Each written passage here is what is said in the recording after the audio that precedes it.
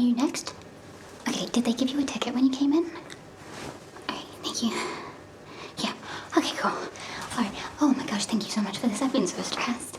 I know that probably seems that I'm really disorganized, but I'm not. You see, I did the whole thing. I did the whole thing.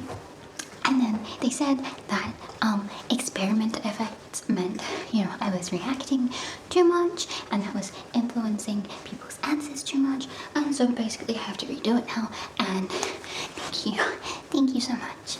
Oh my god. Okay. Where are my questions? Okay, so this shouldn't take too long. I'm gonna ask you all of the questions. Okay, now I'm not gonna react much to what you're saying, okay? So I'm gonna give you as much time as you need to answer the questions. But also maybe, if being concise and succinct is one of your strong suits, maybe draw on that strength at the moment. Okay. Do you have any questions? Oh, I'm so sorry. I forgot to say, there is cake at the end of this.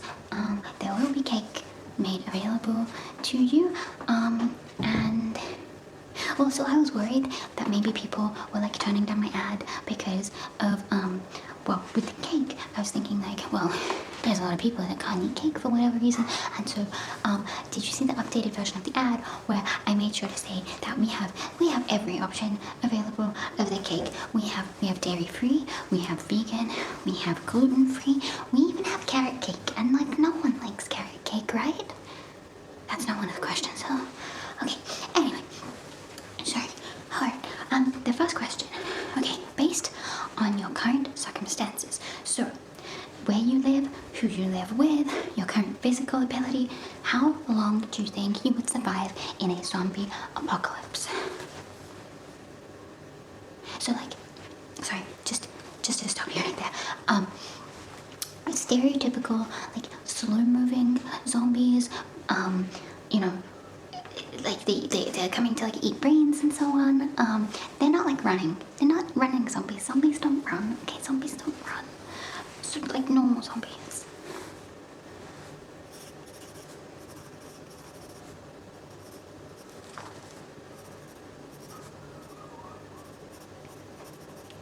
Okay. Okay. Alright. So, on a scale from 1 to 10, where 1 is entirely made up of skills and 10 is entirely made up of knowledge, where would you rate your personal skill to knowledge ratio in terms of, like, did I read that right? No, I did read it right. Sorry, I'm so frazzled.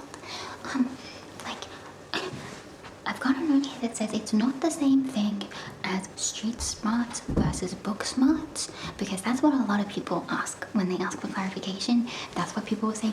It's more like int versus wisdom if you play like D&D. No, okay, so like, are you a person that's more like skilled, or are you a person that like knows things? So like being more like academically inclined versus being more like in a trade, for example. But this could also be like, are you really skilled in terms of like, you've got like domestic skills and like self-reflection skills and so on. Like, how well do you know yourself? Do you have like all of that? Scale from 1 to 10. Yeah. Okay. Yeah. Okay.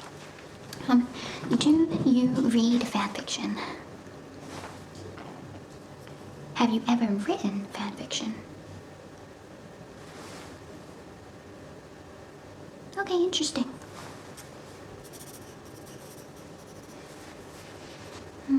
Okay.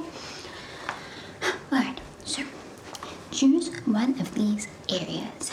If you had to survive for 1 month on your own without help coming until the end of that month, would you rather be in a forest, jungle, or seaside?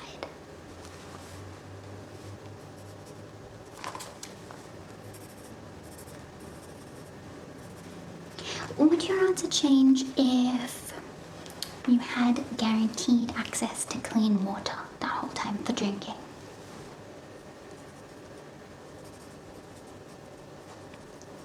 And would your answer change if you got to pick which season it happened in?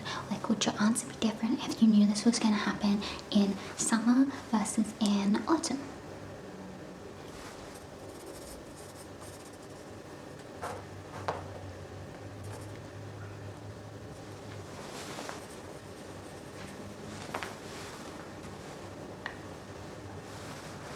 I suppose that doesn't surprise me, actually. Okay, so if you had to live in a different continent, but the country that you lived in was random, which continent would it be? So, like, you could pick Europe, but if you pick Europe, then, like, you could end up in Belarus, you could end up in Italy. Very different countries. So, which continent? Okay, and why?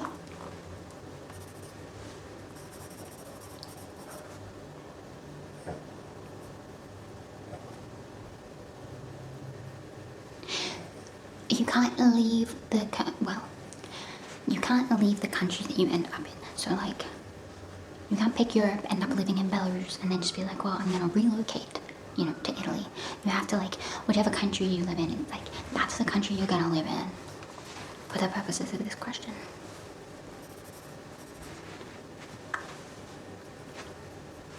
Okay. Okay. Yeah, I don't think my answer would change either.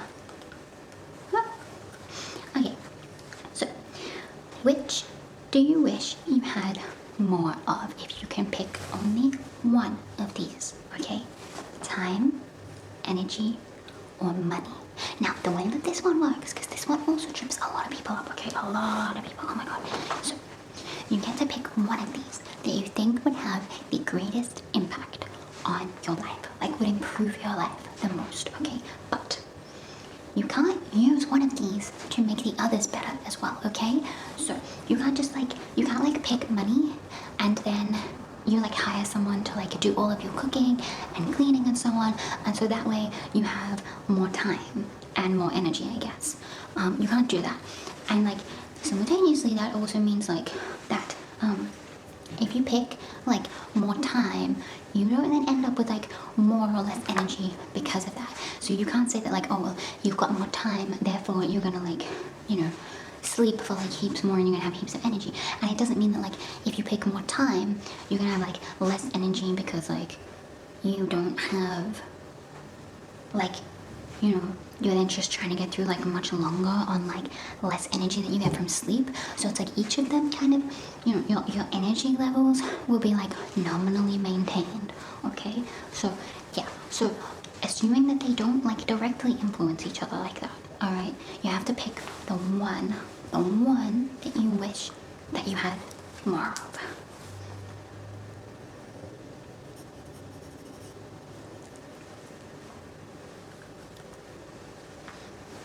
I wouldn't say you look like someone that has a lot of energy, but I mean, what do I know? Me neither.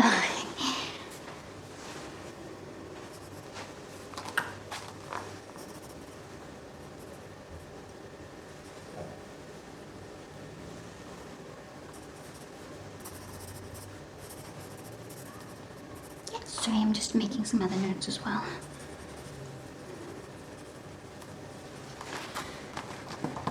There's only 2 more questions.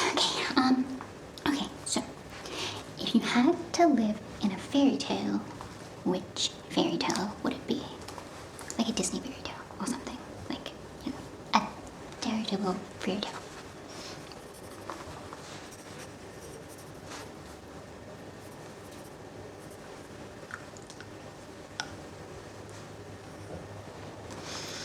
Okay, would your answer to that change if you could pick a specific character to be as in, would your answer change depending on what your life was in that fairy tale, if you pick, I mean, for me, for example, I think that it sounds in a way it's kind of the idea of being Cinderella is like really good because you get the happily ever after. Also, to be fair, you also then have like a really tragic childhood because like, oh my god, like her parents like die, and then she's like abused until she's in like her late teens or whatever, and like that does sound really miserable. So I don't know if I would actually pick Cinderella, to be honest, if it came to it. But then like if you think about it, then being like, well, obviously if you ended up as like one of the like stepsisters or something, I mean that would be an even worse existence, because then like ugh I mean, if you're like Prince Charming or something, like that would end up being pretty good. But you know what I mean? I mean, if you ended up as like one of the dwarfs from Snow White, I'm not sure you're gonna have the best time, you know? And if you end up as a peasant, which really is like the most likely option, I don't really.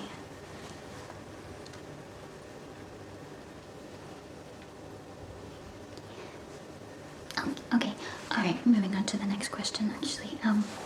Alright, so which colors do you like but only situationally or for certain applications? So for example, my favorite color is yellow. I have so much yellow everything. My car is yellow. I have yellow cushions. I have yellow, oh my gosh. But I can't wear yellow because I look really, really bad in it. Like I'm a summer, obviously. Look at me. Like, do you think that I'm the sort of person that can pull off yellow? I mean, it doesn't always stop me because it brings me such joy. But, so yeah, are there like certain colors that you like but only in very specific places?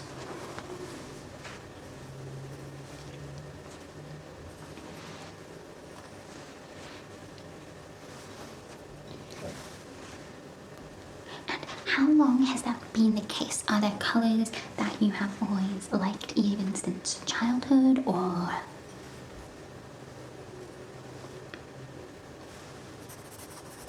Mm.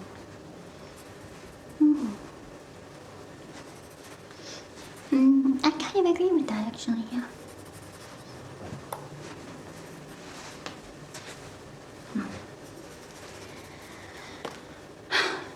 Okay, fabulous. Alright, so, one last thing. I'm just, okay, it says you emailed your consent form already. Oh my gosh, thank you. I was thinking I was meant to get you to do that at the start of the session, but I completely forgot. Oh my gosh, but you already emailed it. Thank you. No one ever emails them ahead of time. We always have to ask people to do them when they come in, and it takes up extra time, and it's like, yeah, okay. Alright, I will I'll just get you to sign down the bottom, just here. Thank you. Interesting signature. Huh. No, I think that the person's signature like says a lot about them. So, yeah. Anyway, look, thank you so much for coming today. Okay, I'm gonna send it off and type it off and do the homework version and aptitude regression analysis, and it's gonna be Anna's and Chi-squared tests, but there is cake, I have been told. So, if you go see her Big G at the front, and then she'll be able to take you to the cake. Yeah, Big G, sorry, that's what I call her because, you know, like, I'm G. I mean, I'm Gladys the second. That's my mom out there, Gladys. So, like, you know, it is what it is. I know, right? I know. I mean, even by then, like, Gladys, really? Like, no one names their kid that nowadays, right? Like, and if they do, I'm really sorry for them. But, anyway, so it's G. And so that's Big G. Like, that's the joke, like, Big G, little E.